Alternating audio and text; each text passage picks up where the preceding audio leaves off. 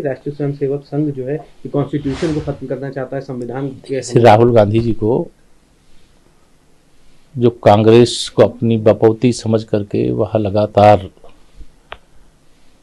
ऐसे बयान देते हैं जिन बयानों का ना उनके पास कोई अंत है और ना उसकी कोई उस संबंध में जानकारी है। मैंने पहले ही कहा था कि श्री राहुल गांधी जी को कम से कम 1 वर्ष राष्ट्रीय स्वयंसेवक संघ की शाखा में जाना चाहिए और जो उनके कांग्रेसी इस प्रकार के विकारों से भरे हुए हैं उनको भी भेजना चाहिए। तो राष्ट्रीय स्वयंसेवक संघ की सच्चाई जब उन्हें पता चलेगी कि यहाँ राष्ट्रभक्ति का पाठ पढ़ाया जाता है, समाज सेवा का पाठ पढ़ाया जाता है, भारत की एकता और अखंडता का पाठ पढ़ाया जाता है, तब इस प्रकार के जहरीले बयान देने से बचेंगे। आरक्षण को लेकर के भी उन्होंने जाति जनगणना पर कहा कि जाति जनगणना होनी चाहिए, साथ ही आरक्षण को 50%। ये तो जब से माननीय प्रधानमंत्री नरेंद्र मोदी जी, चूंकि वो पिछड़ी जाति से आते हैं, वो एक गरीब माँ बाप के बेटे हैं, देश के प्रधानमंत्री बने, तब से श्री राहुल गांधी जी हो या कोई भी गांधी खानदान का व्यक्ति हो, बौखलाए हुए। उनको लगता है कि प्रधानमंत्री की कुर्सी उनके लिए आरक्षित है, लेकिन देश का संविधान हर 5 वर्ष में चुनाव करवाता है और उस चुनाव के आधार पर देश में जो पार्टी जीतती है उसका प्रधानमंत्री बनता है। तो माननीय नरेंद्र मोदी जी के प्रधानमंत्री बनने के बाद और श्री राहुल गांधी जी के कभी प्रधानमंत्री अब बनने की संभावना नहीं दिखाई देते हुए इस प्रकार की बौखलाहट रहती है, इसलिए इस प्रकार के बयान देते हैं।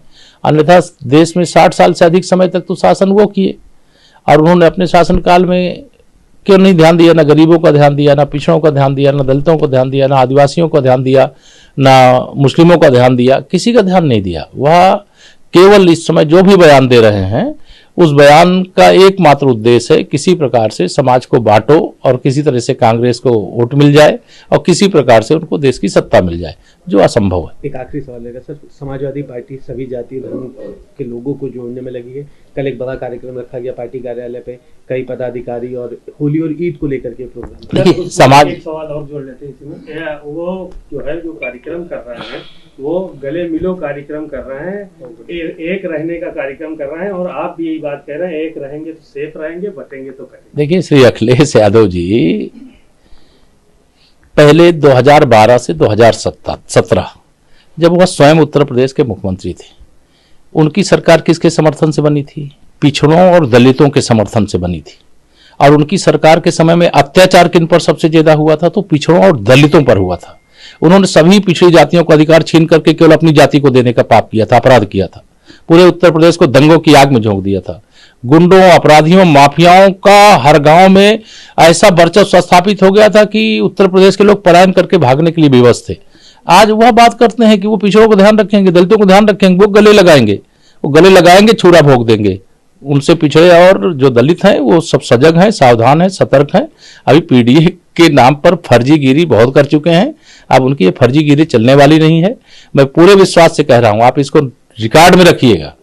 2027 का जब परिणाम आएगा तो भारतीय जनता पार्टी 2017 वाली स्थिति में होगी और समाजवादी पार्टी 2017 में जो 47 सीटों पे सिमटी थी उस स्थिति को भी पाने के लिए उसको जद्दोजहद करना पड़ेगा।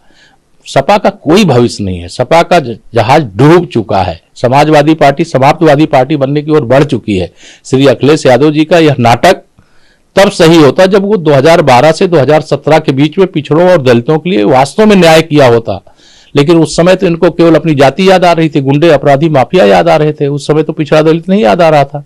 आज इनको इसलिए याद आ रहा है कि आज उनके हाथ से सत्ता चली गई है। अब सत्ता पाने की बेचैनी में श्री अखिलेश यादव जी हों चाहे श्री राहुल गांधी जी हों, दोनों लोग बेचैन हैं। उनको लगता है कि भाजपा को अब अपने जीवन काल में हटा नहीं पाएंगे और लगातार भाजपा बढ़ती जा रही है और 2047 तक तो 9 वैकेंसी देश में प्रदेश में।